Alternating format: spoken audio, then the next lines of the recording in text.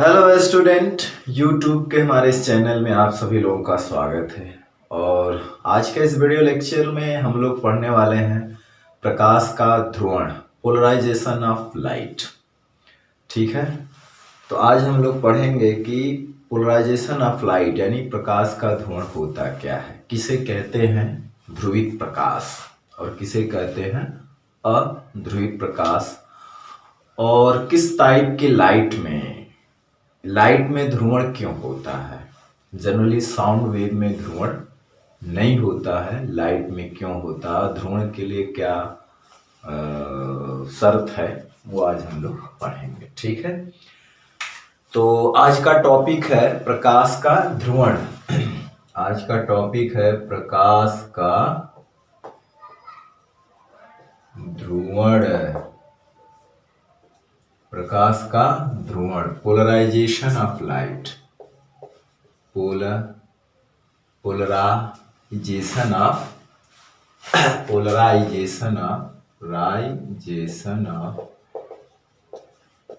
Light, polarisation of light, प्रकाश का ध्रुवण। तो हम लोग इसके अंतर्गत एक ध्रुवित प्रकाश अध्रुवित प्रकाश के बारे में पढ़ेंगे। ठीक है, एक ध्रुवित प्रकाश और वह अध्रुवित प्रकाश के बारे में पढ़ेंगे। ठीक है, फिर कंपन तल, ध्रुवण तल जो भी आएगा वो पढ़ेंगे। तो हम जानते हैं कि जो वेव होती है वो दो टाइप की होती है। एक होती है अनुप्रस्थ तरंग, यानी तरंग जो होती है दो प्रकार की होती है तरंग, एक होती है अनुप्रस्थ तरंग और एक होती है अनुदैर्घ्य तरंग। ठीक है, ट्रांसवर्स वेव, लॉन्गिट्यूडिनल वेव। तो वेव दो तरह का होती है, ट्रांसवर्स और लॉन्गिट्यूडिनल। तो अगर हम अब तक पढ़े हैं 11th क्लास में, जैसे वेव तरंग दो प्रकार की होती हैं। तरंग को जो है दो कैटेगरी में बांटा गया है, एक है अनुप्रस्थ तरंग और एक होती है अनुदैर्घ्य तरंग। ठीक, तो 11th क्लास में हम लोगों ने अनुप्रस्थ जो तरंग होती है, जैसे हम कहते हैं ये साउंड वेव, जो ध्वनि तरंग होती है वो स्पेशली अनुदैर्घ्य तरंग होती है। कौन सी तरंग होती है? अनुदैर्घ्य तरंग होती है। ठीक है, साउंड वेव जो होती है यानी कि ध्वनि तरंग जो होती है वो क्या होती है? अनुदैर्घ्य तरंग, वो अनुप्रस्थ तरंग नहीं होती है। तो अनुदैर्घ्य तरंग होने के बावजूद भी जैसे कि हाइगन्स ने प्रकाश वेव को एक मिनट सॉरी, ये अनुदैर्घ्य तरंग होती है जो कि सारे गुण प्रदर्शित करती है। कौन कौन सी? आपका परावर्तन का गुण, अपवर्तन का गुण, व्यतिकरण का गुण, विवर्तन का गुण, ये सारे गुण होता है। लेकिन एक जो होता है ध्रुवण, इसको हम लोग कहते हैं, ध्वनि का अगर ध्रुवण की बात करें तो वो गुण प्रदर्शित नहीं करते। ठीक है, तो ध्वनि तरंग को पोलराइज नहीं किया जा सकता है, जबकि ध्वनि तरंग का सब कुछ किया जा सकता है लेकिन उसका पोलराइजेशन नहीं किया जा सकता है, क्योंकि पोलराइजेशन के लिए तरंग का अनुप्रस्थ होना एक आवश्यक गुण है। तरंग का अनुप्रस्थ होना एक आवश्यक गुण है। अनुप्रस्थ तरंग का ही ध्रुवण किया जा सकता है, अनुप्रस्थ तरंग का ही पोलराइजेशन किया जा सकता है। अगर तरंग अनुप्रस्थ नहीं है तो उसका पोलराइजेशन नहीं हो सकता। इसीलिए ध्वनि तरंग अनुदैर्घ्य तरंग है, इसीलिए उसका पोलराइजेशन यानी ध्रुवण नहीं किया जा सकता। असल में अभी हम लोग बताएंगे ध्रुवण होता क्या है। जैसे एक चीज है, बता दूं कि किस तरंग का हम लोग ध्रुवण किया जा सकता है। तो ये सारे गुण प्रदर्शित करती, सारी प्रॉपर्टी शो करती है, लेकिन पोलराइजेशन की प्रॉपर्टी नहीं शो करती, क्योंकि यह अनुदैर्ध्य तरंग होती है। कौन? ध्वनि तरंग। ध्वनि तरंग अनुदैर्ध्य होती है और ये पोलराइजेशन शो नहीं करता, क्योंकि पोलराइजेशन होने के लिए तरंग का अनुप्रस्थ होना जरूरी है। अनुदैर्ध्य तरंग में जो कंपन होते हैं पार्टिकल के, और इसके चलने के लिए माध्यम की भी आवश्यकता होती है। एक तरह से यांत्रिक तरंग कहा जा सकता है इनको, यांत्रिक तरंगे। दो अनुप्रस्थ यांत्रिक तरंग हो गई, यांत्रिक तरंग, और ये अनुदैर्ध्य यांत्रिक तरंग है। ठीक है, चलिए तरंग यहाँ लिख दिया हूं। तो ये जो तरंग होती है, इसके चलने के लिए माध्यम की दोनों आवश्यकता, यांत्रिक तरंग के चलने के लिए माध्यम चाहिए होता है। तो अनुदैर्ध्य तरंग किसे कहते हैं? जिसमें मीडियम का पार्टिकल तरंग चलने के डायरेक्शन में ही कंपन करे, इधर उधर। मीडियम का पार्टिकल तरंग चलने की दिशा में ही कंपन करे। और अनुप्रस्थ तरंग क्या होती है कि मीडियम के पार्टिकल तरंग चलने के लंबवत कंपन करे, है ना, इस तरह। तो ये अनुप्रस्थ तरंग होती है, ये अनुदैर्ध्य तरंग होती है। ठीक, इसका बताने का मेन मकसद ये है कि ध्वनि तरंग अनुदैर्ध्य होती है, उसके सारी प्रॉपर्टी शो किया, लेकिन ध्रुवण की प्रॉपर्टी शो नहीं किया, क्योंकि उसके लिए जरूरी है कि तरंग का अनुप्रस्थ होना चाहिए। अनुप्रस्थ तरंगों का ही हम लोग पोलराइजेशन कर सकते हैं। तो इसीलिए ध्वनि तरंग का पोलराइजेशन नहीं होता, क्योंकि वो अनुदैर्ध्य तरंग है। हाइगेंस ने भी क्या किया था? हाइगेंस ने प्रकाश, हालांकि प्रकाश का पोलराइजेशन होगा क्योंकि वो अनुप्रस्थ तरंग होती है ना, क्योंकि वो इलेक्ट्रोमैग्नेटिक वेव होती है, तभी वहां पे हम पहुंच रहे हैं। हाइगेंस ने क्या कहा था कि हाइगेंस ने लाइट वेव को, यानी प्रकाश तरंग को मैकेनिकल वेव, यांत्रिक तरंग मानना था, और साथ ही साथ वो कहा कि वो अनुदैर्ध्य तरंग होती है, जिसके चलने के लिए मीडियम की आवश्यकता होती है, जिसके चलने के लिए मीडियम की आवश्यकता होती है। तो उसने मीडियम को, एक मीडियम की कल्पना की थी ईथर, एक मीडियम की कल्पना की थी ईथर। उन्होंने कहा था कि ब्रह्मांड में एक ईथर है जो दिखाई भी नहीं देता, बहुत हल्का, हर पदार्थ में प्रवेश करने वाला है, जिसकी इलास्टिसिटी बहुत ज्यादा, डेंसिटी बहुत कम है।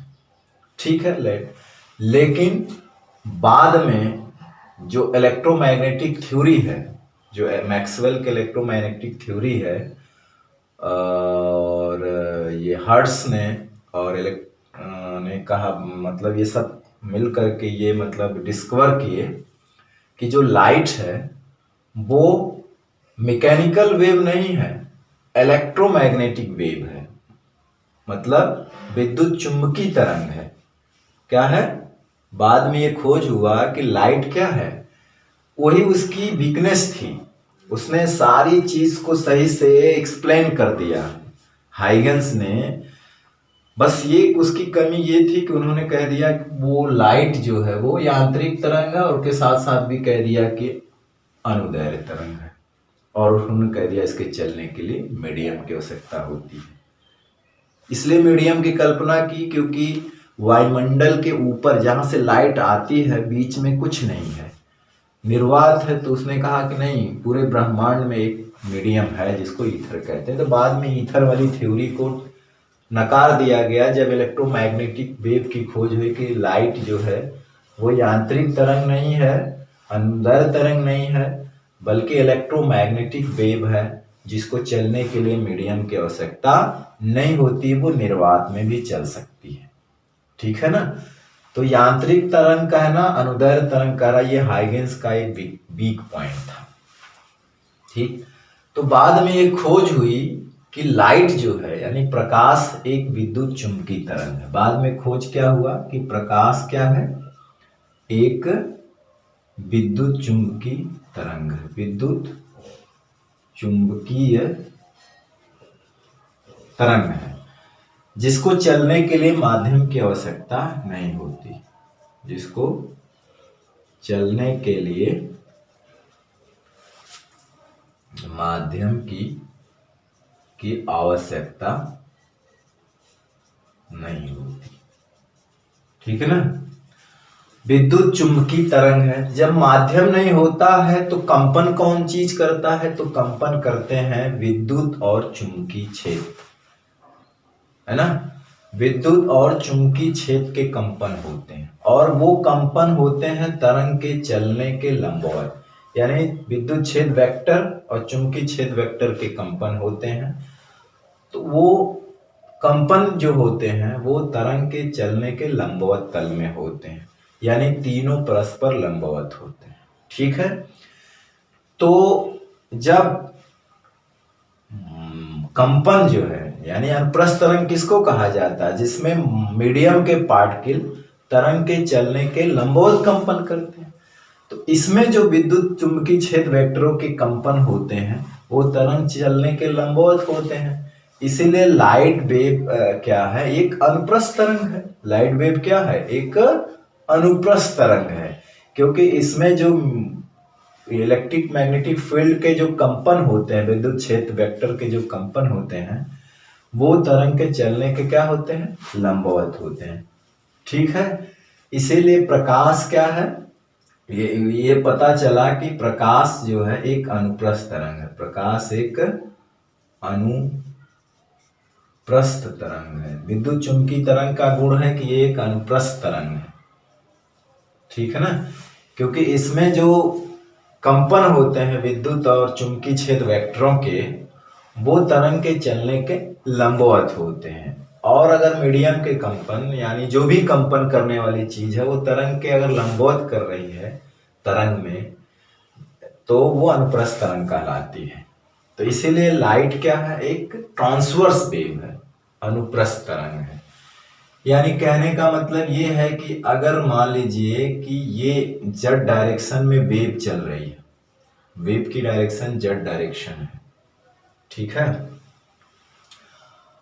और ये वाई डायरेक्शन है और ये एक्स डायरेक्शन है। तो जैसे एक्स डायरेक्शन में अगर वाई डायरेक्शन में क्या है, मान लीजिए कि इलेक्ट्रिक फील्ड के कंपन हो रहे हैं, ठीक, तो ये जो जेड डायरेक्शन है, जेड एक्स डायरेक्शन है, एक्स डायरेक्शन में मैग्नेटिक फील्ड के कंपन होंगे। ठीक है, यानी कि ये एक्स डायरेक्शन में, ये वाई डायरेक्शन, तीनों परस्पर क्या होते हैं, लंबवत होते हैं। तो वैद्युत चुंबकीय तरंग आप लोगों ने विधिवत पढ़ा हुआ है, और वहां पे ये क्लियर है कि लाइट एक विद्युत चुंबकीय तरंग है, जिसमें विद्युत क्षेत्र वेक्टर और चुंबकीय क्षेत्र वेक्टर जो होते हैं वो कंपन करते हैं, मीडियम नहीं होता है, और उनके कंपन तरंग चलने के लंबवत होते हैं। इसीलिए प्रकाश क्या है, एक अनुप्रस्थ तरंग होता है। क्या होता है, अनुप्रस्थ तरंग। ठीक, तो ये चीज है, क्योंकि पोलराइजेशन होने के लिए तरंग का अनुप्रस्थ होना आवश्यक है। इसीलिए ध्वनि तरंग का पोलराइजेशन नहीं किया जा सकता, क्योंकि वो अनुदैर्ध्य तरंग है। ठीक है, क्योंकि वो क्या, बाकी सारे, इसीलिए हाइगेंस की थ्योरी जो दिया था वो पोलराइजेशन में फेल हो गई। पोलराइजेशन के गुण को, प्रकाश के पोलराइजेशन के गुण को वो नहीं समझा पाए, यानी वहां पे वो क्या हो गया, फेल हो गया। ठीक है, फेल हो गया, क्योंकि उसने प्रकाश को क्या मान लिया था, अनुदैर्ध्य तरंग, जबकि रियलिटी में क्या है, प्रकाश जो है अनुप्रस्थ तरंग है। ठीक है, अब हम लोग धीरे धीरे चलते हैं कि पहले हम लोग पढ़ेंगे कि ध्रुवित अध्रुवित प्रकाश क्या है।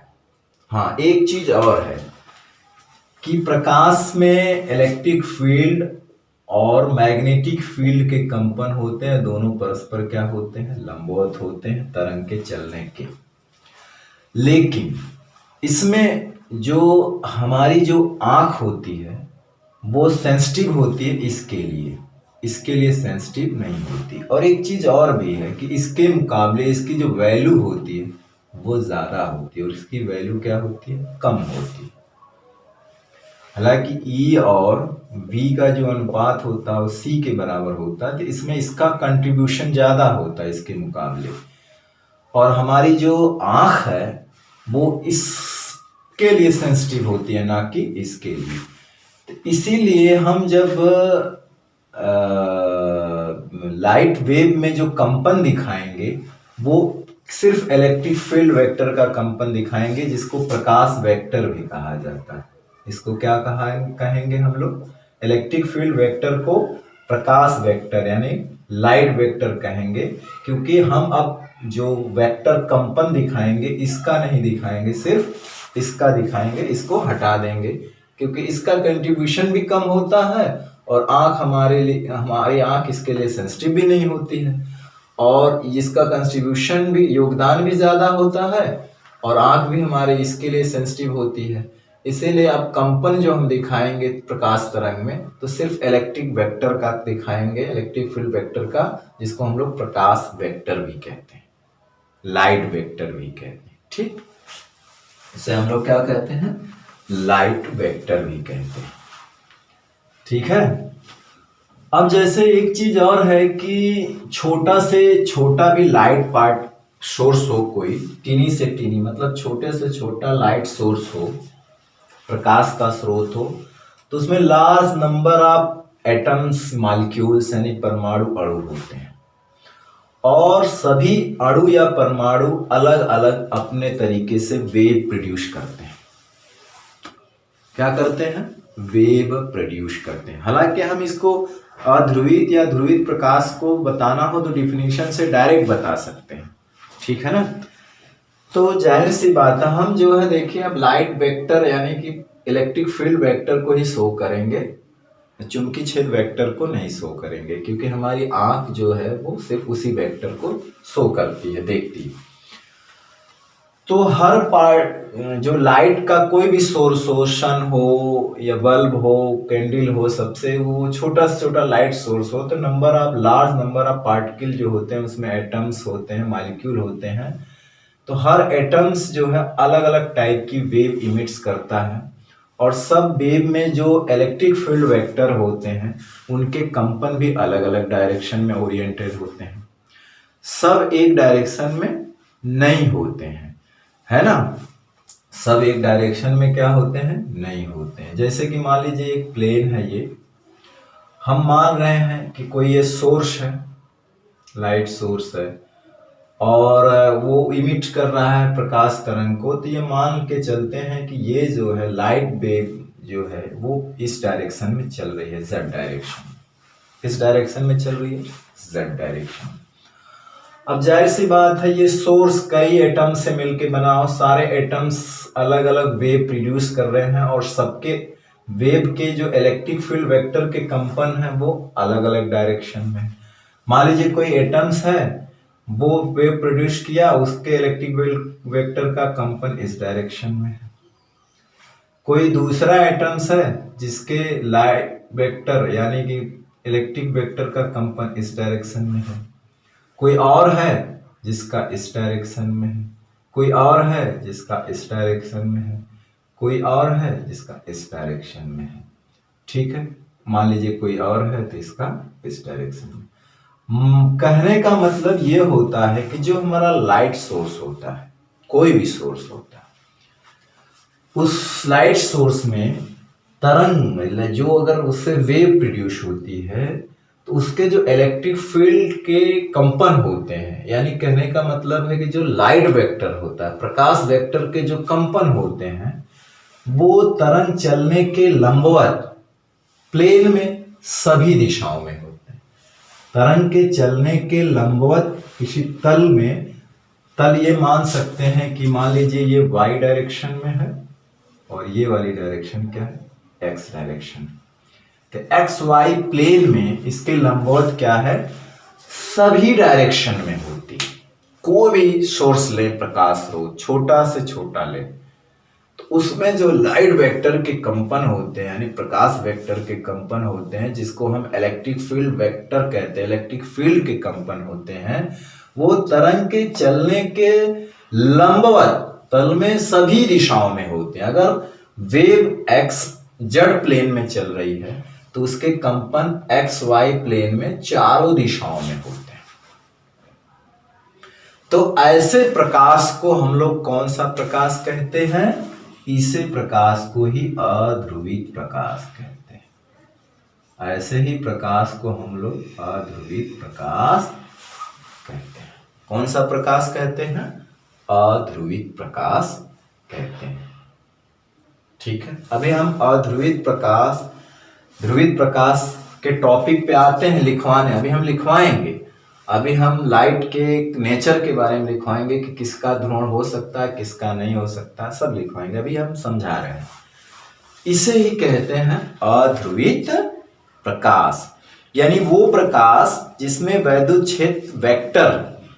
क्षेत्र वेक्टर के कंपन या प्रकाश वेक्टर के कंपन तरंग के चलने की दिशा के लंबवत तल में, या प्रकाश किरण के चलने, यानी प्रकाश किरण जब चल रही है तो वो तरंग के चलने की दिशा होती है।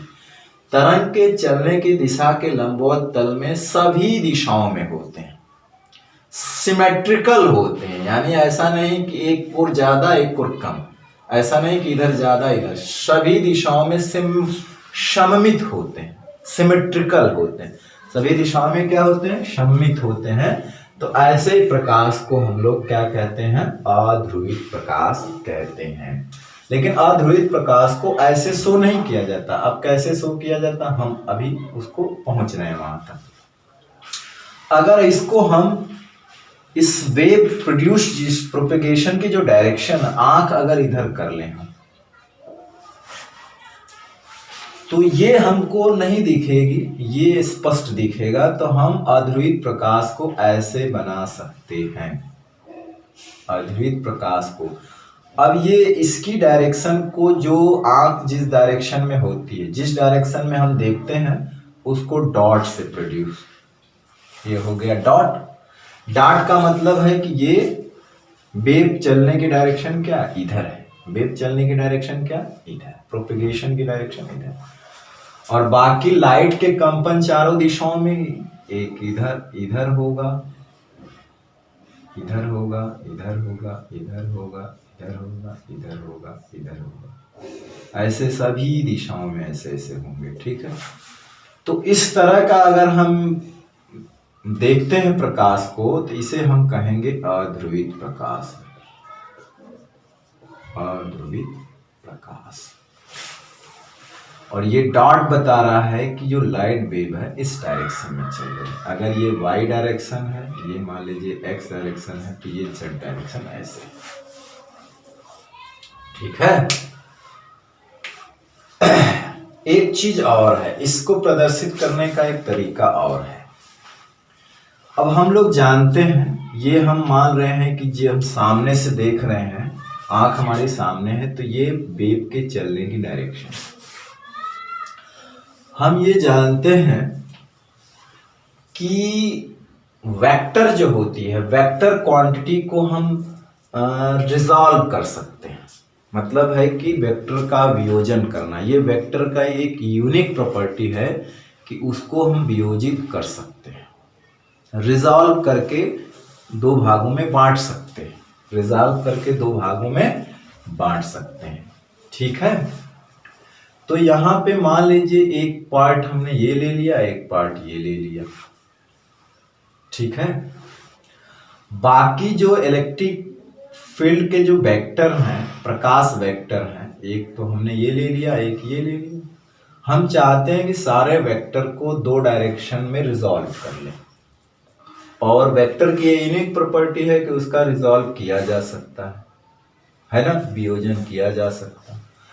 तो हम क्या करेंगे कि ये जो वेक्टर बीच बीच में है, इनको हम दो परपेंडिकुलर डायरेक्शन में वियोजित कर लेंगे, यानी इसका इस डायरेक्शन में, इस डायरेक्शन, इसको इस डायरेक्शन में, इस डायरेक्शन, इसी तरह से इस वेक्टर को इधर इधर, इसको इधर इधर, उसी तरह इसको इधर इधर, यानी सारे वेक्टर को रिजॉल्व करके सिर्फ फिक्स दो डायरेक्शन में अगर हम कर लें तो वो इस तरह से बन जाता है, इस तरह से। अगर लाइट वेक्टर को इस तरह से भी हम शो करें तो इसे भी हम लोग कहते हैं अध्रुवित प्रकाश। अध्रुवित प्रकाश क्या कहते हैं इसको? अध्रुवित प्रकाश।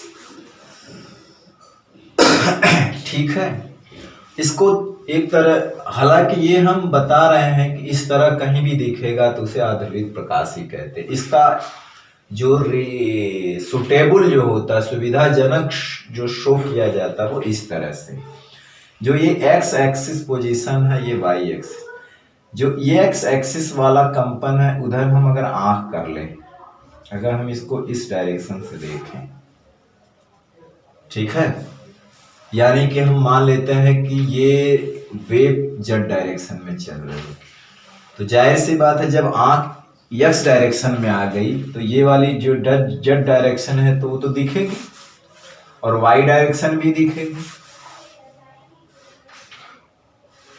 तो वेव किधर चल रही थी? जेड डायरेक्शन में, तो ये वेव इधर चल रही थी तो वो दिखेगी हमको, क्योंकि आंख हमारी किधर हो गई? आंख हो गई एक्स डायरेक्शन में, ठीक है ना। तो जिस डायरेक्शन में हम देखते हैं उसके कंपन हमको दिखाई नहीं देते हैं, तरंग के चलने की दिशा दिखेगी और वाई डायरेक्शन का कंपन दिखेगा। तो कहने का मतलब है कि वाई वाला कंपन हमको दिखेगा, ये मान लीजिए वाई वाला कंपन, और वेव जेड डायरेक्शन में चल रही है, तो इसका मतलब है कि ये एक्स डायरेक्शन वाला कंपन की तरफ आंख है वो दिखेगा नहीं, तो उसको डॉट डॉट से दिखाते हैं, डॉट डॉट से दिखाते हैं। तो ऐसा अगर लाइट शो है, लाइट वेक्टर को अगर तरंग चल रही है, प्रकाश तरंग चल रही है, उनके वेक्टर को अगर ऐसा शो करें तो ये भी अध्रुवित प्रकाश है, अध्रुवित प्रकाश। और इसी तरह से अध्रुवित प्रकाश को हम शो करेंगे या ऐसे भी शो करते हैं कि अगर जब तरंग ऐसे, तरंग जेड डायरेक्शन में चल रही है तो ऐसे, यह अध्रुवित प्रकाश ऐसे भी शो किया जाता है और ऐसे भी शो किया जाता है, ठीक है। तो ये वाई डायरेक्शन में इलेक्ट्रिक फील्ड वेक्टर है, और ये जो डॉट डॉट है वो एक्स डायरेक्शन में है, यानी हमारे सामने है जिधर हमारी आंख होती है, और ये जेड डायरेक्शन में वेव जा रही होती है। तो ये चूंकि इस चारों डायरेक्शन में इलेक्ट्रिक फील्ड वेक्टर के कंपन हो रहे हैं, हमने क्या किया है कि जो सभी वेक्टरों को दो डायरेक्शन में रिजॉल्व कर लिया है, सुटेबल सिंपल बनाने के लिए ऐसा कर लिया। तो ये देखिए, कहने का मतलब इसे अध्रुवित प्रकाश इसलिए कहते हैं कि इसमें जो लाइट वेक्टर के कंपन होते हैं वो तरंग चलने के लंबवत तल में इसके सिमेट्रिक सभी दिशाओं में हो रहे हैं, इसके सिमेट्रिक क्या हो रहे हैं? सभी दिशाओं में हो रहे हैं, तो इसीलिए इसको अध्रुवित प्रकाश कहते हैं, ठीक है। किसको क्या कहते हैं? अध्रुवित प्रकाश। इसके बाद आता है ध्रुवित प्रकाश, जिसको हम प्लेन पोलराइज लाइट कहते हैं ना, ध्रुवित, समतल ध्रुवित प्रकाश के नाम से भी जानेंगे। ध्रुवित ये हो गया अध्रुवित प्रकाश, इसे आप समझ गए, इसमें कोई कंफ्यूजन नहीं होना चाहिए कि इस तरह से शो भी किया जाता है। अध्रुवित प्रकाश में क्या होता है, इसमें इलेक्ट्रिक फील्ड के कंपन या प्रकाश वेक्टर के कंपन, लाइट के चलने के, मतलब प्रकाश किरण के चलने के या तरंग के चलने के लंबवत तल में सब उसके परितः यानी इसके सिमेट्रिकल सभी दिशाओं में कंपन होते हैं, तो उसे हम लोग अध्रुवित प्रकाश कह देते हैं। अब बात आती है ध्रुवित प्रकाश की। तो देखिए, ध्रुवित प्रकाश ही मेरा मेन, हमारा इस टॉपिक का मेन मकसद है। तो ध्रुवित प्रकाश भी समझा दें तो फिर एक साथ लिखवाते हैं। तो ध्रुवित प्रकाश क्या होता है कि ध्रुवित प्रकाश जो होता है उसे कहते हैं कि इसमें जो ये तरंग के चलने के लंबवत तल में ये जो चारों दिशाओं में, सभी दिशाओं में या एक्स वाई दिशाओं में जो प्रकाश वेक्टर के कंपन हो रहे हैं या इलेक्ट्रिक फील्ड के जो कंपन हो रहे हैं, उन कंपनों को रिस्ट्रिक्ट कर दिया जाए, कंफाइंड कर दिया जाए, मतलब सभी दिशाओं के कंपन को काट करके एक तरह से सिर्फ केवल एक डायरेक्शन के कंपन होने दिए जाएं, कहने का मतलब है कि उसके कंपन केवल तरंग के चलने के लंबवत तल में एक डायरेक्शन में हो जाए। क्या हो जाए? एक डायरेक्शन में, ओनली वन डायरेक्शन में अगर कंपन कर दिया जाए किसी भी विधि से, और जिससे वो कंपन किया जाएगा वो मेथड आगे हम लोग बताएंगे कि कुछ क्रिस्टल्स हैं जिनसे लाइट को पोलराइज किया जाता है। तो अगर कंपन तरंग के चलने की दिशा में ओनली वन डायरेक्शन में हो रहे हैं, तरंग के चलने के लंबवत तल में, तो उसे समतल ध्रुवित प्रकाश या ध्रुवित प्रकाश कहते हैं, है ना। यानी कि ये देखिए एक्स डायरेक्शन में हो रहे हैं, वाई डायरेक्शन में। अगर किसी तरह से वाई डायरेक्शन वाला कंपन हटा दिया जाए या एक्स डायरेक्शन वाला कंपन हटा दिया जाए तो कंपन सिर्फ एक डायरेक्शन में हो जाएगा तरंग के चलने के लंबवत तल में। उसे हम लोग क्या कहते हैं? समतल ध्रुवित प्रकाश। और उसे ऐसे प्रोड्यूस किया, जैसे अगर तरंग ऐसे चलते हैं तो मान लीजिए हमने एक हटा दिया तो वाई वाला बचा, तो इसे कहते हैं हम लोग समतल ध्रुवित प्रकाश। समतल ध्रुवित प्रकाश। या इस तरह से जेड डायरेक्शन में ये वेव चल रही है, या इस तरह से, इसे भी हम लोग कहेंगे समतल ध्रुवित प्रकाश। अगर कंपन चारों दिशाओं में हो रहे हैं, सिंपल कहें तो अध्रुवित प्रकाश। अगर कंपन केवल एक डायरेक्शन में हो रहे हैं तो उसे कहेंगे हम लोग ध्रुवित प्रकाश, समतल ध्रुवित प्रकाश। तो ये कंपन जो है कागज तल के समांतर हो रहा है और ये कंपन जो रहा है कागज तल के लंबवत हो रहा है। ये कागज तल के क्या है? समांतर है और ये कागज तल के लंबवत। ये कागज तल के समांतर है, ये कागज तल के लंबवत है, लेकिन दोनों ही प्रकाश समतल ध्रुवित प्रकाश होते हैं। ठीक है। हमारी आंख जो होती है वो प्रकाश समतल ध्रुवित है कि अध्रुवित है उसे देख नहीं पाती। हमारी आंख जो है समतल ध्रुवित प्रकाश है कि असमतल ध्रुवित प्रकाश की पहचान नहीं कर पाती। इसीलिए हम कुछ विधियों द्वारा प्रकाश को समतल ध्रुवित करते हैं, जिसको हम लोग पोलराइजर कहते हैं, यानी ध्रुवक कहते हैं। फिर उसका एनालाइज करते हैं, उसी टाइप के क्रिस्टल से उसका एनालाइज करते हैं, जिसको विश्लेषक कहते हैं, एनालाइजर कहते हैं। तो एक ही चीज पोलराइजर और एनालाइजर दोनों की तरह काम करता है। एक ही चीज होता है, एनालाइजर और पोलराइजर दोनों की तरह काम करता है। ठीक है। तो एनालाइजर पोलराइजर में एक पोलराइड आएगा, टूरमेनेल क्रिस्टल आएगा, कॉल्साइट क्रिस्टल जिसको निकॉल प्रिज्म कहते हैं, क्वार्ट्ज क्रिस्टल होते हैं, जिनकी प्रकाशिक जो अक्ष होती है वो परस्पर समांतर होती। इस तरह से वो बनाए गए होते हैं कि उनकी जो ट्रांसमिशन एक्सिस होती है, प्रकाशिक अक्ष जिसको बोलते हैं, जिसके अनुदिश प्रकाश गमन करता है, वो सभी परस्पर समांतर होती। तो हम लोग उसके बारे में डिटेल में, पोलराइड है कैसे बनता है उसके बारे में डिटेल में आगे पढ़ेंगे। पोलराइड क्या होता है, टूरमेलिन क्रिस्टल जिसकी जो ऑप्टिक एक्सिस होती है, प्रकाशिक अक्ष होती है क्रिस्टल की, जिस सभी क्रिस्टल के की परस्पर पैरेलल होती है ना। तो प्रकाश के ध्रुवण में हम कुछ चीजें नोट कर लेते हैं कि नोट में ये होगी कि प्रकाश के ध्रुवण की घटना, प्रकाश के ध्रुवण की घटना, प्रकाश के ध्रुवण की घटना केवल अनुप्रस्थ तरंग में होती है। केवल ध्रुवण की घटना एक तरह से कह लीजिए, केवल अनुप्रस्थ तरंग में होती है। ध्रुवण की घटना केवल अनुप्रस्थ तरंग में होती है। तो प्रकाश के ध्रुवण की नहीं, ध्रुवण की जो घटना होती है, पोलराइजेशन की जो घटना होगी, क्योंकि हम लाइट को भी ध्रुवित कर सकते हैं साउंड वेव को।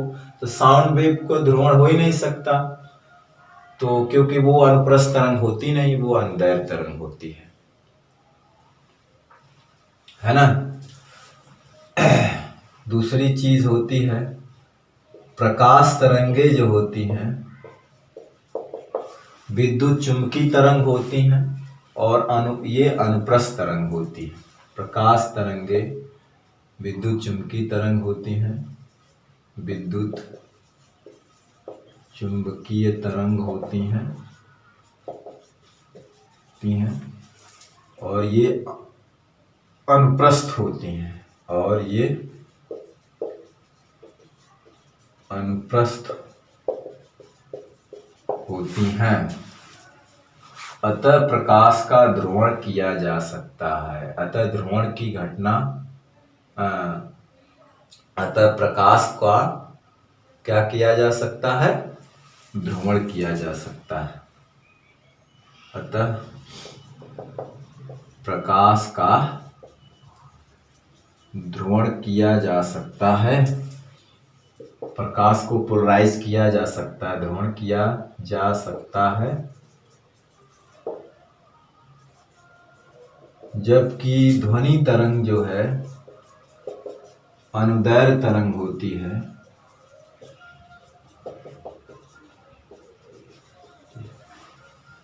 इसका ध्रुवण नहीं किया जा सकता, इसका ध्रुवण नहीं किया जा सकता है। ध्रुवण की घटना केवल अनुप्रस्थ तरंग में होती है, अनुदैर्घ्य तरंग में नहीं, तरंग में नहीं। ठीक है, तो इतनी बातें आप लिख लीजिए। अब हम लोग लिखते हैं अध्रुवित प्रकाश, अनपोलराइज्ड लाइट। अध्रुवित प्रकाश क्या होता है और उसे प्रदर्शित कैसे करते हैं? अध्रुवित प्रकाश वह प्रकाश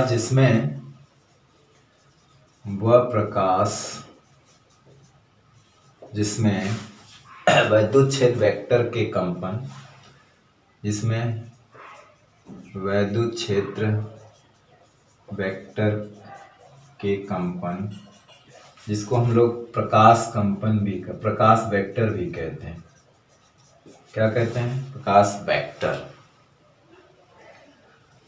प्रकाश तरंग की चलने की दिशा में या प्रकाश किरणों के चलने की दिशा में, प्रकाश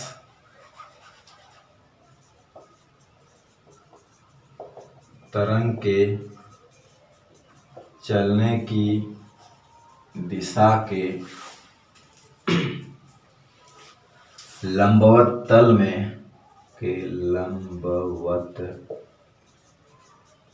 तल में सभी दिशाओं में होते हैं, सभी दिशाओं में होते हैं। अध्रुवित प्रकाश कहलाता है। अध्रुवित प्रकाश कहलाता है। अध्रुवित प्रकाश कहलाता है। अब इसको शो करने का तरीका है, जैसे अगर मान लीजिए तरंग चलने की दिशा ये है, चलने की दिशा है ना, मान लीजिए ये जेड डायरेक्शन में है, तो आप इसको ऐसे भी शो कर सकते हैं। यानी कि आप जैसे पहला हमने बताया था इस तरह से,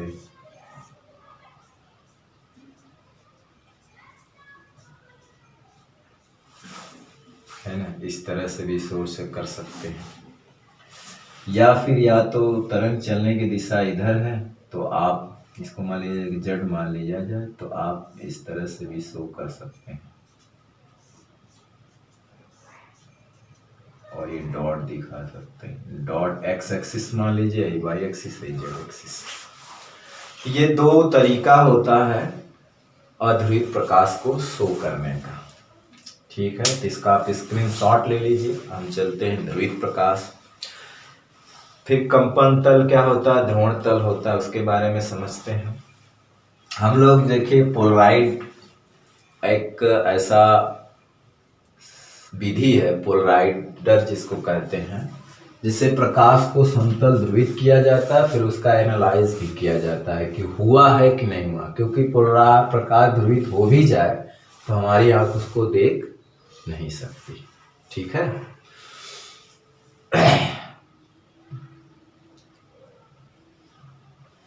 चलिए,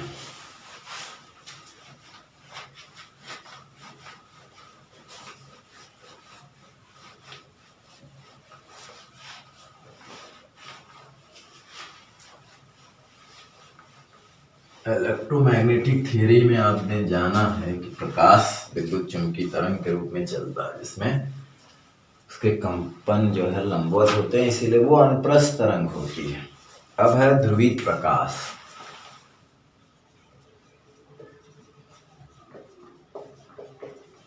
ध्रुवित प्रकाश किसे कहते हैं?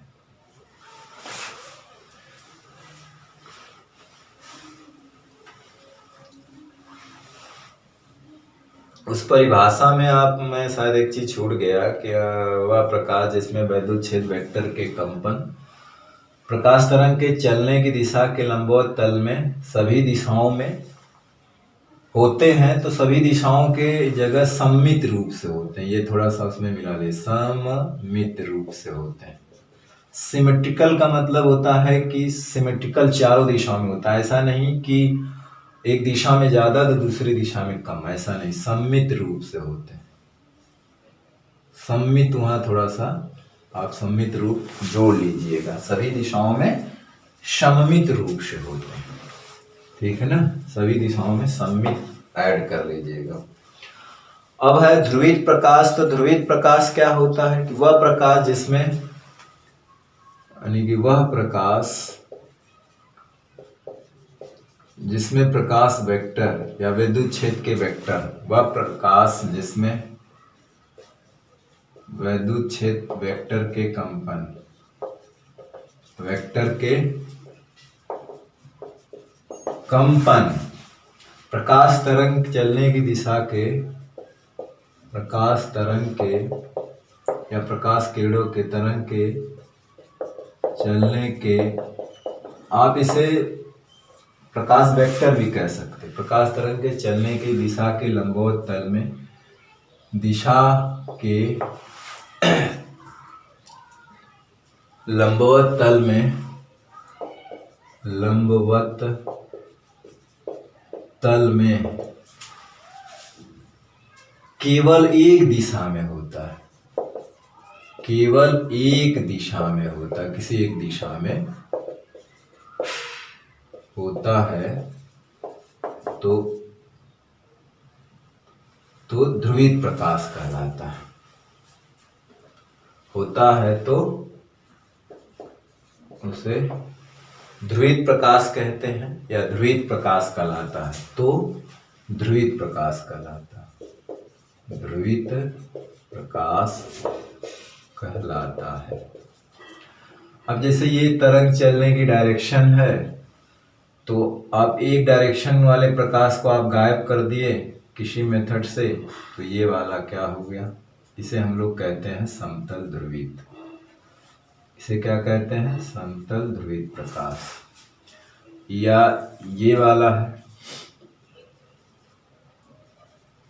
ये भी क्या कहलाता है? समतल ध्रुवित प्रकाश। तो ये दोनों हैं समतल ध्रुवित प्रकाश, समतल ध्रुवित प्रकाश। ये पिक्टोरियल है, मतलब है शो करने का तरीका है ध्रुवित और समतल ध्रुवित प्रकाश को। ठीक है। अब ये क्या बता रहा है, इसमें जो है ध्रुवित प्रकाश के कंपन जो है कागज तल के समांतर हो रहे हैं, अरे लंबवत हो रहे हैं। इसमें जो है ये है ध्रुवित प्रकाश के कंपन कागज तल के क्या है? लंबवत है। इसमें है ध्रुवित प्रकाश के कंपन कागज तल के लंबवत, और इसमें ध्रुवित प्रकाश के कंपन जो है कंपन कागज तल के समांतर है। तो हमारा यहाँ तो ब्लैक बोर्ड है, उसके समांतर है, ब्लैक बोर्ड के लंबवत है, लेकिन आपके कागज तल में ये जो तीर दिखा रहा है तरंग के चलने की दिशा है। ठीक है ना। तो इस तरह से अगर प्रदर्शित है तो ध्रुवित प्रकाश के कंपन तल के लंबवत हो रहे हैं, यानी हमारी आंख जो इस डायरेक्शन में है ना, और इस डायरेक्शन में आंख नहीं है, आंख किसी और डायरेक्शन में, ये है वाई डायरेक्शन में। अगर इसको जेड मान लें तो एक्स वाला गायब कर दिया हमने। तो ये समांतर है, देखिए तल है उसी के समांतर और ये उसके लंबवत कंपन कर रहे हैं। ठीक है। अब हेडिंग डालेंगे हम लोग कंपन तल और ध्रुवण तल, है ना, वाइब्रेशन यानी कंपन तल, कंपन प्लेन ऑफ वाइब्रेशन जिसको कहते हैं, और ध्रुवण तल, दोनों में फिगर हम एक ही में। कंपन तल वो होता है जिस तल में यानी अगर ये इस तल को कहा जाए, ये तल अगर मान लीजिए जड़ है वाई, तो ये वाई जेड प्लेन हो जाएगा। अगर ये यक्स है, ये जेड है, तो यक्स जेड प्लेन हो जाएगा, ये है ना। कंपन तल वो कहलाता है जिसमें प्रकाश वेक्टर के कंपन और तरंग के चलने की दिशा दोनों शामिल होती है, वो कंपन तल कहलाता है। कंपन तल वो होता है जिसमें प्रकाश के चलने की दिशा भी हो और प्रकाश वेक्टर यानी कहने का मतलब विद्युत क्षेत्र वेक्टर के कंपन की दिशा भी हो, तो दोनों जिसमें होते हैं उसे हम लोग कंपन तल कहते हैं, है ना। ऐसा समतल ध्रुवित प्रकाश के लिए, ऐसा नहीं कि अध्रुवित प्रकाश के लिए, समतल ध्रुवित प्रकाश के लिए। तो समतल ध्रुवित प्रकाश में वह तल, समतल ध्रुवित प्रकाश में, समतल ध्रुवित प्रकाश में वह तल जिसमें प्रकाश के चलने की दिशा, यानी जिसमें प्रकाश तरंगों के चलने की दिशा, जिसमें प्रकाश तरंगों के चलने की दिशा, प्रकाश तरंगों के चलने की दिशा तथा प्रकाश वेक्टर के कंपन की दिशा, तथा प्रकाश वेक्टर के कंपन की दिशा, मतलब दोनों हो, प्रकाश वेक्टर के कंपन की दिशा दोनों स्थित हो, दोनों क्या हो, शामिल हो, दोनों स्थित हो, कंपन तल कहलाता है, कंपन तल कहलाता है। ठीक है, अभी समझाएंगे फिगर बना के, आप इसका स्क्रीनशॉट ले लीजिए। हम चलते हैं ध्रुवण तल, प्लेन ऑफ पोलराइजेशन।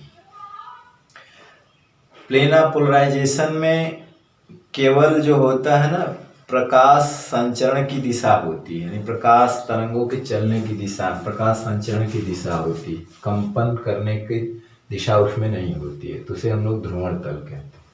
इसको हम मिटा दे रहे हैं। ठीक।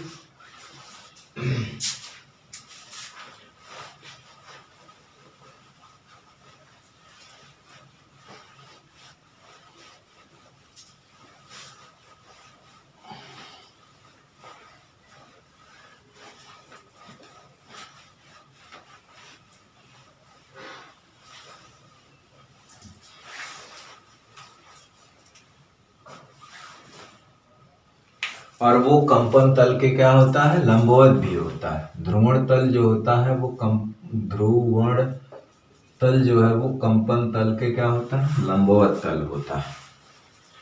तो समतल ध्रुवित प्रकाश में कंपन तल के लंबवत वह तल, समतल ध्रुवित प्रकाश में कंपन तल के लंबवत वह तल, समतल ध्रुवित प्रकाश में कंपन तल के लंबवत वह तल जिसमें प्रकाश के तरंग के चलने की दिशा होती है, जिसमें केवल प्रकाश तरंग के चलने की दिशा होती है ना, ध्रुवण तल कहलाता है, ध्रुवण तल कहलाता है। क्या कहलाता है? ध्रुवण तल कहलाता है। ठीक है, अब इसको हम लोग एक फिगर की तरह से बनाने की कोशिश करेंगे। तो कंपन तल में दोनों आएंगे और एक तल ऐसा होगा ध्रुवण जिसमें कोई नहीं आएगा, मतलब केवल प्रकाश तरंग के चलने की दिशा आएगी, और दोनों एक दूसरे के परपेंडिकुलर होते हैं। दोनों एक दूसरे के क्या होते हैं? परपेंडिकुलर होते हैं। जैसे ABCD है, ये कंपन तल है, मान लीजिए ABCD, ये कंपन तल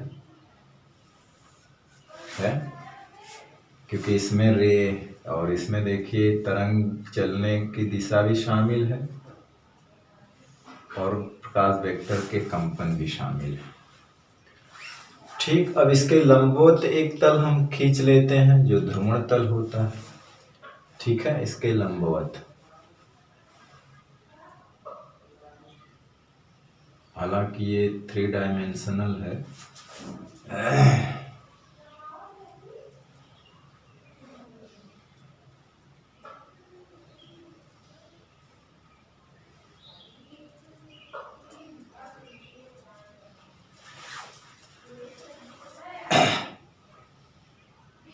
मतलब ऐसा लगे कि उसके 90 डिग्री पर है।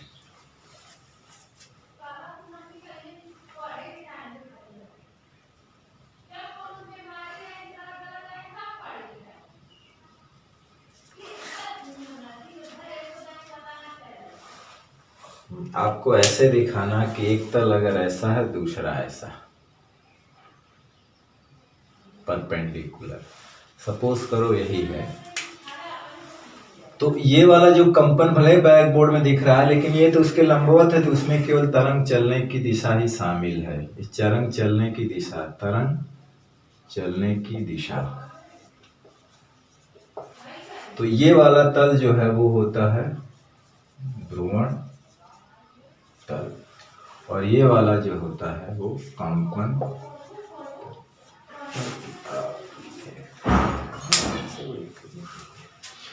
ठीक है, तो हमने देखा अब तक ध्रुवण तल, कंपन तल और ध्रुवित प्रकाश, अध्रुवित प्रकाश, और प्रकाश का ध्रुवण क्यों संभव हुआ, क्योंकि प्रकाश विद्युत चुंबकीय तरंग है, अनुप्रस्थ तरंग है, और इसमें जो प्रकाश के वेक्टर होते हैं वो तरंग चलने की दिशा के लंबवत कंपन करते हैं, इसीलिए इसका ध्रुवण करना आसान होता है। ध्वनि तरंग का ध्रुवण क्यों नहीं होता है? क्योंकि वो अनुदैर्घ्य तरंग होती है। ठीक है, और अध्रुवित प्रकाश को कैसे शो करते हैं, ध्रुवित प्रकाश को कैसे शो करते हैं, ये चीज आप लोगों ने पढ़ा। अब हम लोग देखिए एक चीज और होता है कि हम यहाँ पे लिखना भूल गए, यहाँ पे लिख देते हैं कि इसको जो अध्रुवित प्रकाश होता है ना, उसको साधारण प्रकाश भी कहते हैं। अध्रुवित प्रकाश मतलब साधारण प्रकाश, अभी लिख देंगे नोट में। इसमें एक चीज है कि अध्रुवित प्रकाश या साधारण प्रकाश को समतल ध्रुवित प्रकाश को समतल ध्रुवित बनाने के कुछ तरीके होते हैं जिनसे बनाया जाता है उसको हम लोग, जैसे पोलराइड है, टूरमैलिन क्रिस्टल है, निकोल प्रिज्म है, इससे हम लोग समतल ध्रुवित प्रकाश प्राप्त करते हैं। यानी कि कुछ एग्जाम्पल हैं यहाँ पे, जैसे टूरमैलिन क्रिस्टल, पोलराइड है ना, निकोल प्रिज्म जिसको काल्साइट कहा जाता है, निकोल प्रिज्म, कॉलसाइट क्रिस्टल, कॉलसाइट क्रिस्टल जिसको कहा था, से साधारण प्रकाश जिसको हम लोग क्या कहते हैं, अध्रुवित प्रकाश को समतल ध्रुवित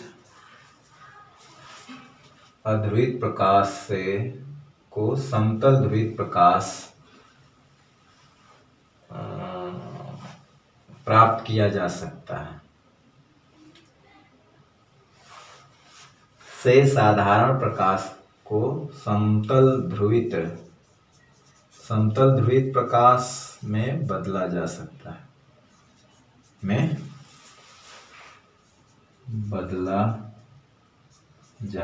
है,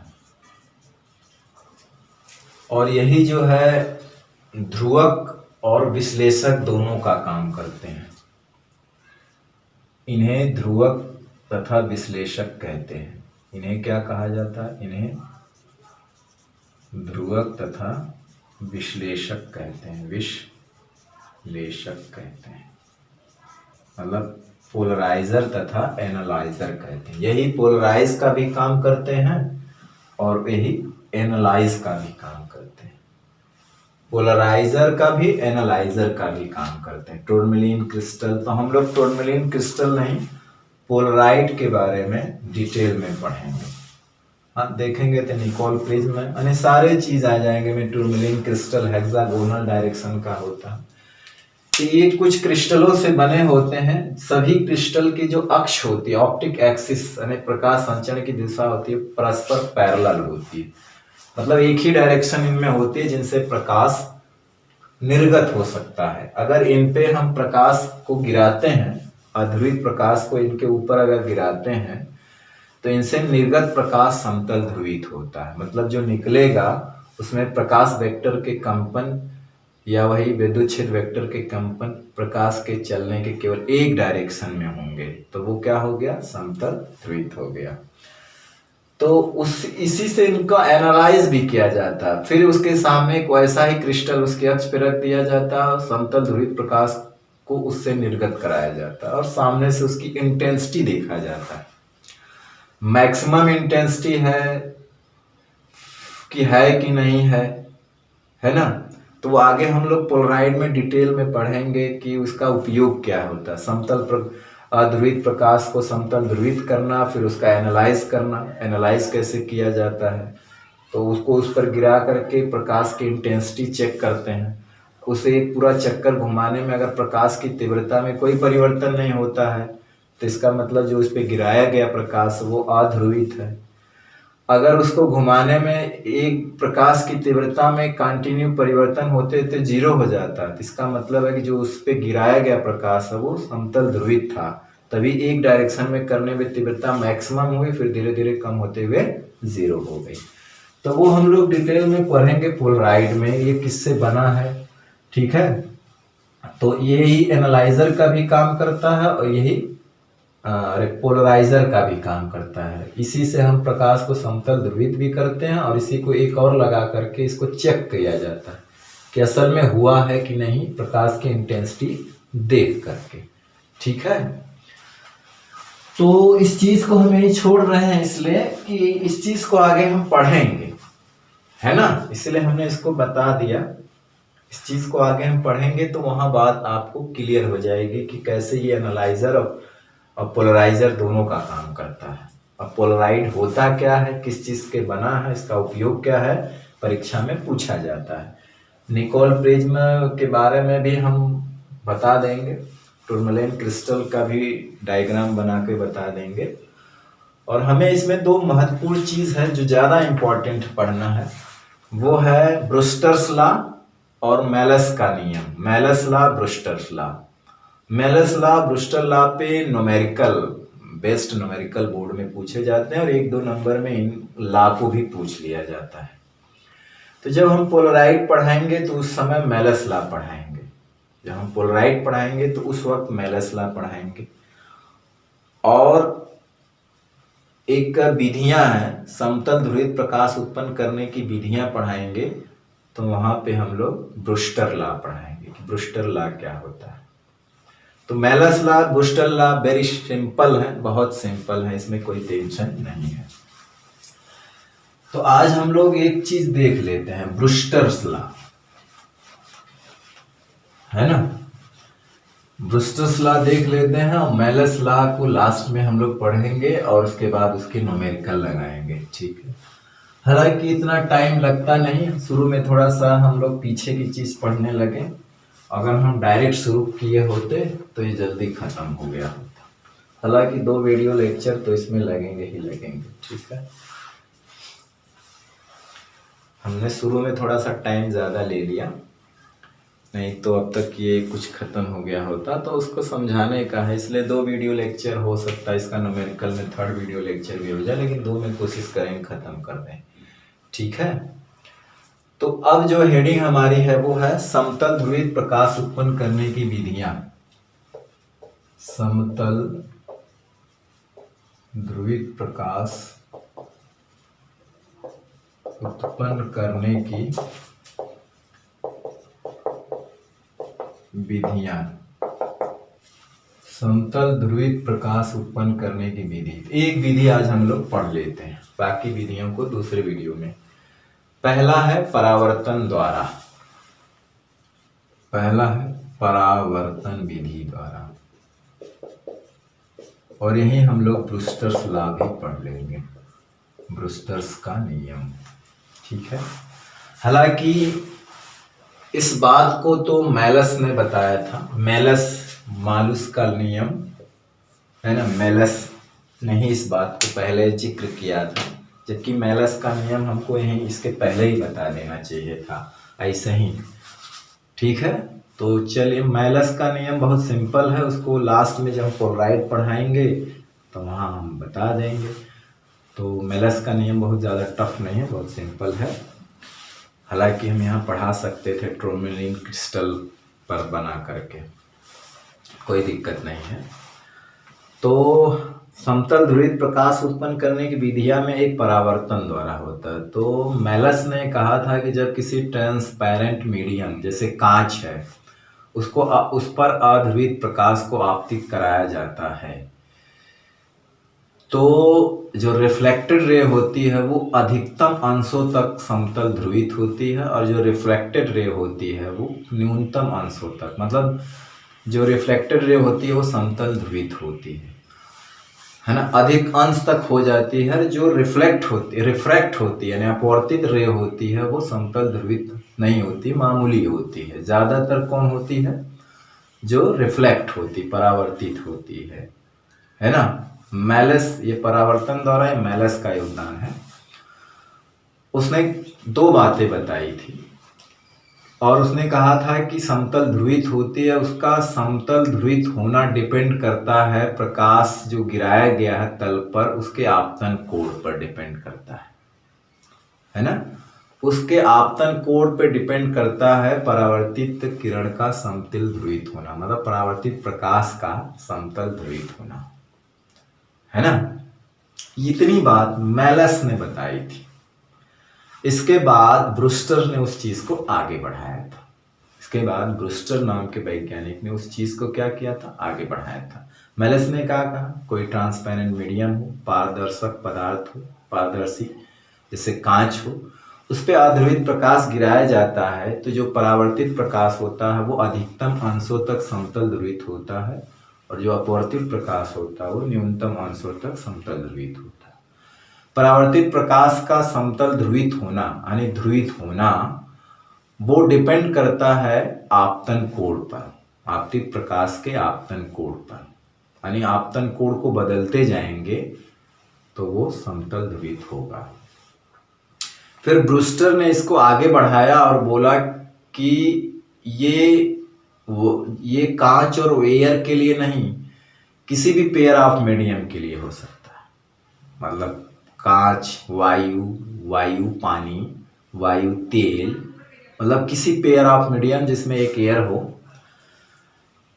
के लिए ये होता है। और एक निश्चित आपतन कोण ऐसा होता है, उसने बताया कि जिसको हम लोग ध्रुवण कोण कहते हैं, एंगल ऑफ पोलराइजेशन कहते हैं, कि एक आपतन कोण, एक निश्चित आपतन कोण ऐसा होता है कि जिस पर अगर लाइट को आपतित कराया जाए, जिस पर लाइट को आपतित कराया जाए तो परावर्तित प्रकाश पूरी तरह से समतल ध्रुवित होता, पूर्णतः समतल ध्रुवित होता उस कोण पर।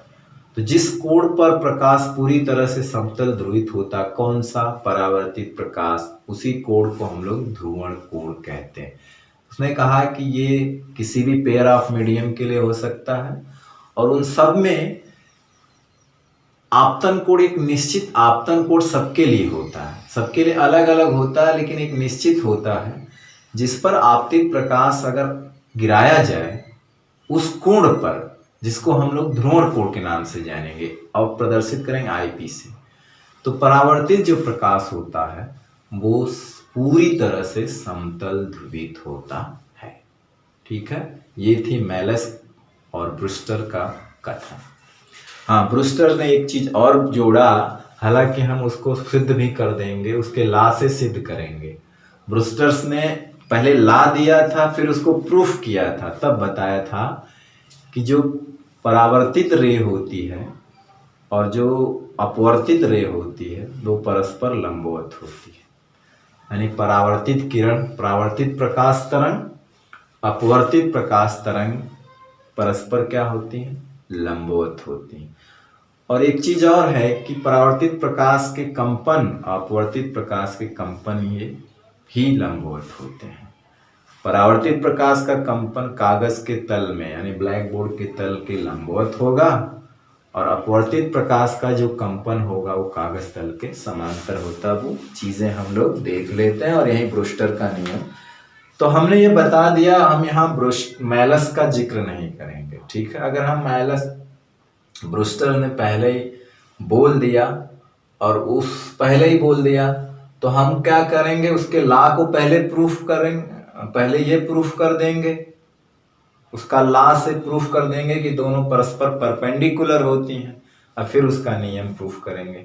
या तो आप ये पहले से अंडरस्टूड कर लें कि दोनों परस्पर लंबवत होती हैं, उसका कथन है कि होती हैं, लेकिन उसने पहले ला दिया, उसके बाद उसने प्रूफ किया कि होती हैं, तो उसने ऑलरेडी ऐसे ही कह दिया, ठीक है ना, कि लंबवत होती हैं। तो मेलस ने कहा था कि अगर हम किसी ट्रांसपेरेंट मीडियम में उसको गिराएंगे तो उसका समतल ध्रुवित हो जाता परावर्तित प्रकाश अधिकतम अंशों तक, और जो अपवर्तित होता वो बहुत कम होता, न्यूनतम अंशों तक। ऐसा ही देखेंगे यहाँ पे। तो लिखेंगे जब किसी तल पर, पारदर्शी तल पर, है ना, जब किसी ट्रांसपेरेंट मीडियम मतलब पारदर्शी तल पर, जैसे कांच तल पर, यानी हम लिख देते हैं कांच, क्या लिख देते हैं? कांच। अध्रुवित प्रकाश आपतित होता है, यानी साधारण प्रकाश भी कहते हैं। अध्रुवित प्रकाश क्या होता है? अध्रुवित प्रकाश आपतित होता है, आपतित होता है। तो क्या क्या होता है? आपतित प्रकाश आपतित होता है तो तल से प्रकाश का परावर्तन और अपवर्तन होता है। तो तल से प्रकाश का परावर्तन और अपवर्तन हो जाता है, अपवर्तन हो जाता है। तल से प्रकाश का परावर्तन व अपवर्तन हो जाता है। तो परावर्तित प्रकाश जो होता है ना, वो का अधिकतम अंशों तक समतल ध्रुवित होता है। परावर्तित प्रकाश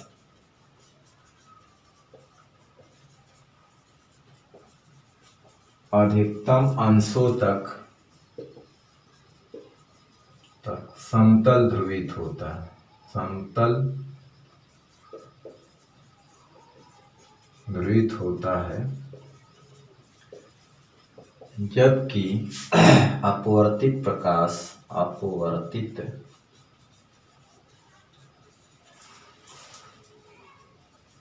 न्यूनतम अंशों तक समतल ध्रुवित होता है। न्यूनतम अंशों तक समतल ध्रुवित होता है। परावर्तित ध्रुवित प्रकाश का जो मान है ना, वो आपतन कोण पर निर्भर करता है। यही बात तो मेलस ने कहा था। परावर्तित ध्रुवित प्रकाश का मान, ध्रुवित प्रकाश का मान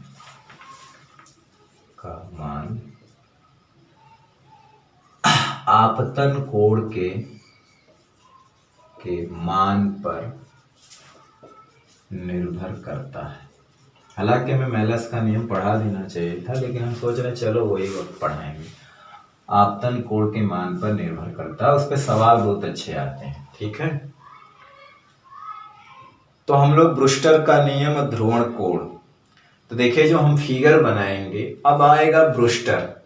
तो देखिए होता क्या है कि हम बना देते हैं यहाँ पे,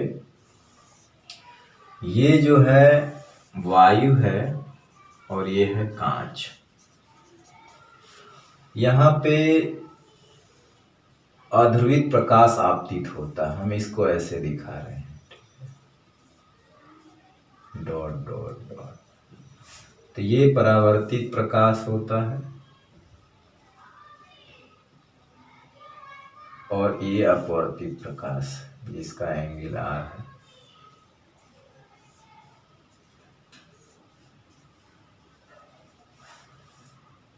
है ना। एक बनाइए चाहे दो बना दीजिए, न्यूनतम अंशों तक होता तो एक ही बनाइए, दो भी बना सकते हैं, कोई बात नहीं, है ना। तो ब्रूस्टर साहब जो आए, उन्होंने क्या कहा, उन्होंने कहा कि ये तो किसी भी पेयर ऑफ मीडियम के लिए है और आपतन कोण का एक निश्चित मान होता है, जिस पर अगर अध्रुवित प्रकाश को गिराया जाए तो ये वाला प्रकाश पूरी तरह से समतल ध्रुवित होता है। ये प्रकाश पूरी तरह से क्या होता है, समतल ध्रुवित होता है, जिस कोण को हम लोग ध्रुवण कोण कहते हैं। अगर हम उसे आईपी से प्रदर्शित करते हैं तो रियलिटी में आपतन कोण परावर्तन कोण के बराबर होता है, तो ये भी आईपी हो जाएगा, ये आर है ना। इस कांच के लिए उसका मान 57 डिग्री होता है, वो बात की बात है। ठीक है, आप इसका स्क्रीनशॉट ले लीजिए। हम ध्रुवण कोण की बात करें या ब्रूस्टर का नियम, यानी कि उन्होंने कहा था, सिंपली कहा था, लेकिन ब्रूस्टर्स ने इस बात को बढ़ाया था कि अगर इस एंगल पर गिराएं तो पूरी तरह से समतल ध्रुवित होता है। ठीक है ना। और ये जो बात बोली है, ये मेलस का कथन है। अब इसी में हम लोग ध्रुवण कोण अलग से लिख लेते हैं और ब्रूस्टर का नियम क्या है वो अलग से लिख लेते हैं। ठीक है, चलिए जल्दी इसको हम मिटा देते हैं। ठीक है, ये फिगर हालांकि यहाँ पे आप लोग अगर बनाना चाहेंगे तो सिंपली आप इसको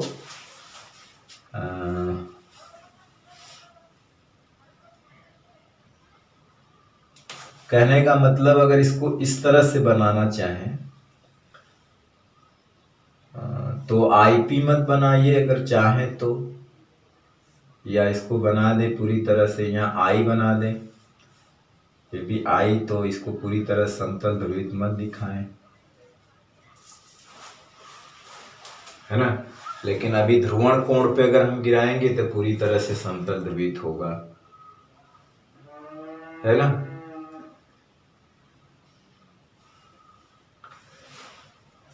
तो उसके लिए वो बनाना पड़ेगा। तो चलिए, अगर सिर्फ आई दिखाना चाहते हैं तो इसे आपतन कोण ऐसे दिखाइए, तो ये अधिकतम अंशों तक हो गया, मतलब एकाक चला गया, इस तरह से पूरा मैक्सिमम हो गया। और इस पे आप दो डॉट दिखा दीजिए इस तरह से, तो ये न्यूनतम अंशों तक हुआ। ठीक है, अब परावर्तन विधि द्वारा आए तो ब्रूस्टर ने इस चीज को आगे बढ़ाया। ठीक है, चलिए इसको मिटा देते हैं, या इसको ना बना करके डायरेक्ट वही बनाते हैं। चलिए, अच्छा चलिए एक चित्र और बनाते हैं।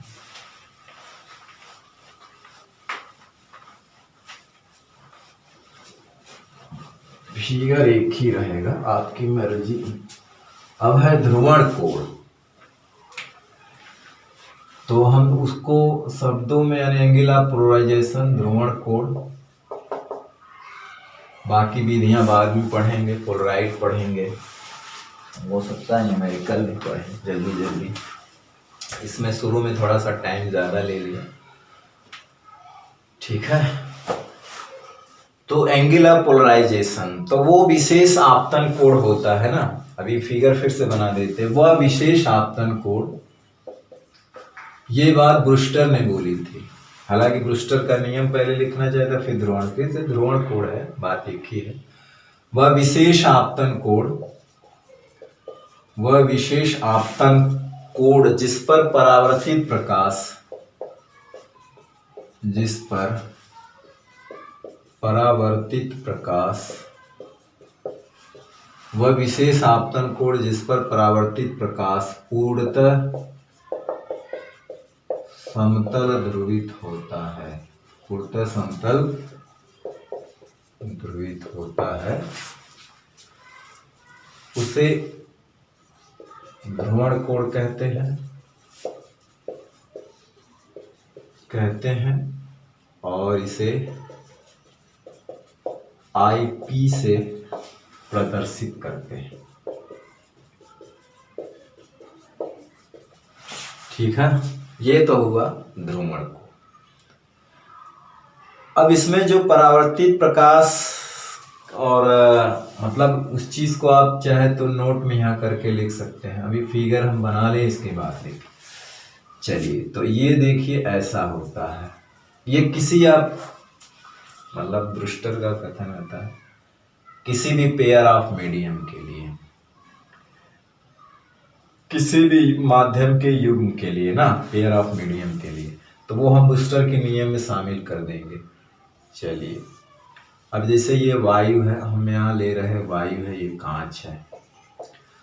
अब इसे किस एंगल पे गिराया गया, ये ब्रूस्टर ने कहा कि ये फिक्स एंगल होता है, जिस पर अगर गिराए तो जो परावर्तित प्रकाश होता है ना, वो पूरी तरह समतल ध्रुवित होता है और उसे ध्रुवण कोण कहते हैं।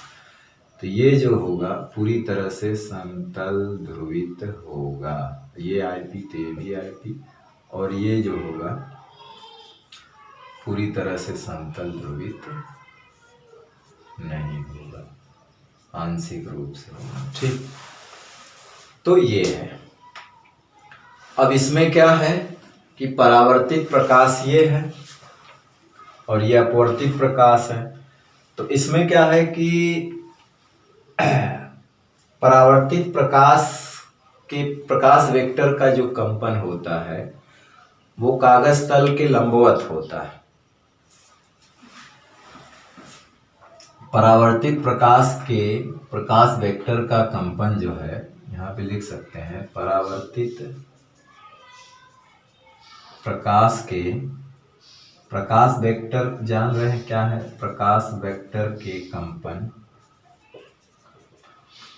कागज तल के लंबवत होता है।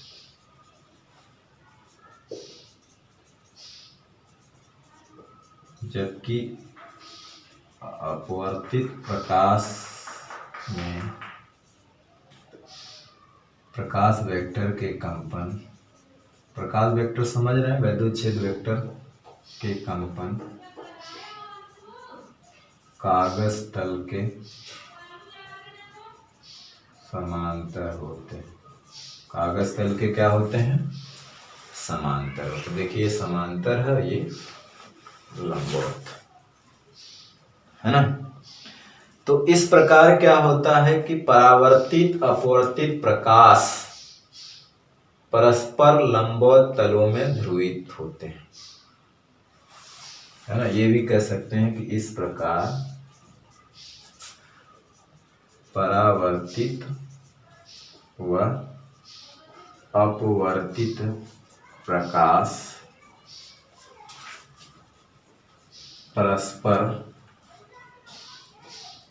लंबवत, क्यों लंबवत तल है, ये ऐसे ऐसे है, ये ऐसे ऐसे, परस्पर लंबवत तलों में समतल ध्रुवित होते हैं। और एक चीज यहाँ पर ये भी कहे कि परावर्तित प्रकाश किरण और अपवर्तित प्रकाश किरण के बीच कितने का कोण होता है? 90 डिग्री। ये ब्रूस्टर ने कहा था, बाद में हम ब्रूस्टर के नियम से ही उसको प्रूफ कर देंगे बाद में, ठीक है ना, बाद में ब्रूस्टर्स के नियम से ही प्रूफ कर देंगे। ठीक है, अब इसका स्क्रीनशॉट लीजिए। अब चलते हैं ब्रूस्टर्स का नियम, ब्रूस्टर्स का नियम, ठीक है। चलिए इसका स्क्रीनशॉट लीजिए जल्दी से। ओके,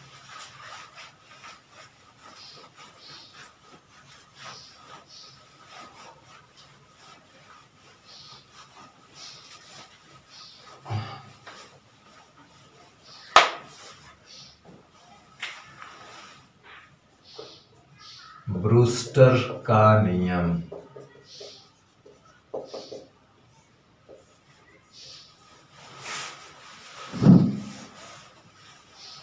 ब्रूस्टर का नियम, ठीक है।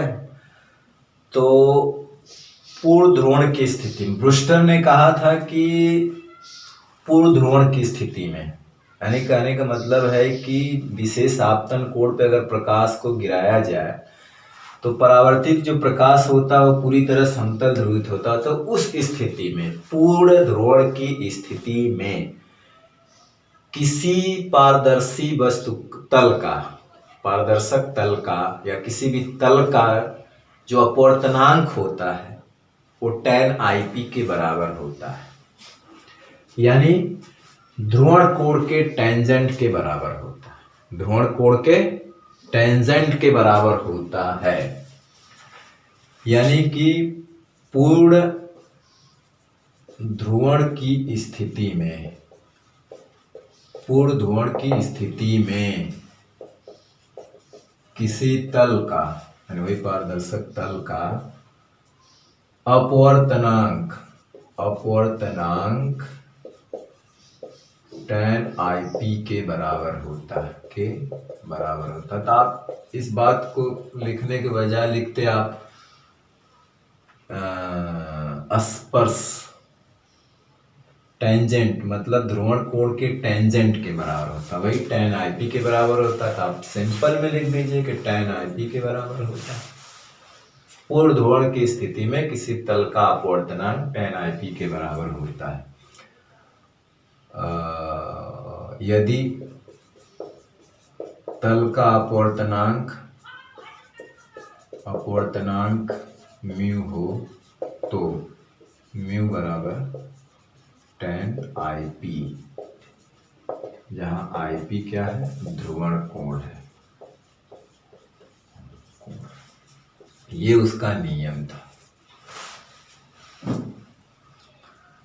और ब्रूस्टर ने यह भी कहा था कि जो अपवर्तित प्रकाश किरण है, अपरावर्तित प्रकाश किरण, किरण मतलब वो तरंग के चलने की डायरेक्शन, वो परस्पर लंबवत होती है ना। इसका प्रूफ भी देख लिया जाए, और उसके नियम से ही हम, इसी के नियम से हम प्रूफ भी कर सकते हैं, स्नेल का नियम लगा करके। tan IP बराबर हम लोग जानते हैं, tan IP बराबर, अभी हम उसको प्रूफ भी कर देंगे कि परस्पर लंबवत होती हैं। तो ब्रूस्टर के अनुसार परावर्तित प्रकाश किरण, परावर्तित प्रकाश किरण, वो फिगर जो हमने बनाया था वही फिगर होना चाहिए। फिगर परावर्तित प्रकाश किरण तथा अपवर्तित प्रकाश किरण परस्पर लंबवत होती हैं, है ना। परस्पर क्या होती हैं? लंबवत होती हैं। तो ये है फिगर, तो हमने मिटा दिया और पीछे है, ये IP है और ये भी IP होगा।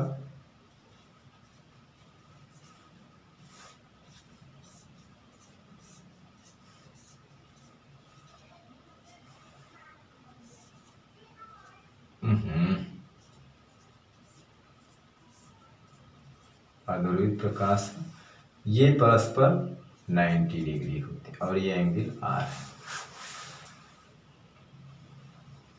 तो ये लीनियर पेयर एक्सिम से, लीनियर पेयर मतलब रैखिक युग्म के अनुसार, रैखिक युग्म के अनुसार ये 90 डिग्री होते हैं ना। रैखिक युग्म ये किसी रेखा पर कितना एंगल बनता है? 180 अंश, है ना। तो चूंकि ये हो जाएगा, फिगर बनाना होगा अगर ब्रूस्टर का नियम प्रूफ करना, नहीं तो फिर कोई जरूरी नहीं। तो IP plus R 90 degree equal to 180 degree. ये पूरा एंगल कितना होता है? रैखिक युग्म से ना, रैखिक युग्म से।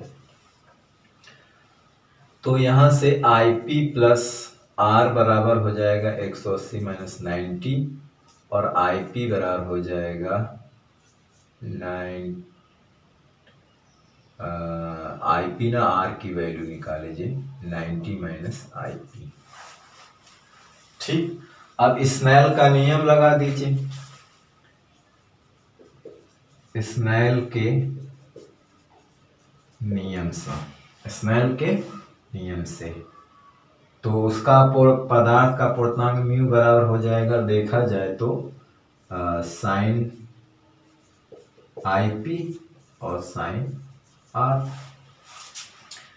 तो यहां से देखिए दिख रहा है फिगर में म्यू बराबर हो जाएगा साइन IP ऊपर है और नीचे साइन R की वैल्यू क्या हो जाएगी? Sine 90 minus IP। Sine 90 minus theta बराबर कास थीटा होता है, तो साइन IP बटे साइन कॉस IP और साइन बटे कास को क्या लिख सकते हैं? tan। तो इसलिए म्यू बराबर हो सकता है tan IP। ये प्रूफ हो गया। ठीक, तो हालांकि उसका प्रूफ पूछता नहीं है, केवल नियम पूछता है कि mu equal to tan IP होता है। ठीक है ना, तो इसका प्रूफ नहीं पूछता है, आप कर लेंगे। अब इसके नियम से आप उसको, इसके नियम से आप प्रूफ कर सकते हैं कि ये 90 डिग्री होता है, प्रूफ कर सकते हैं।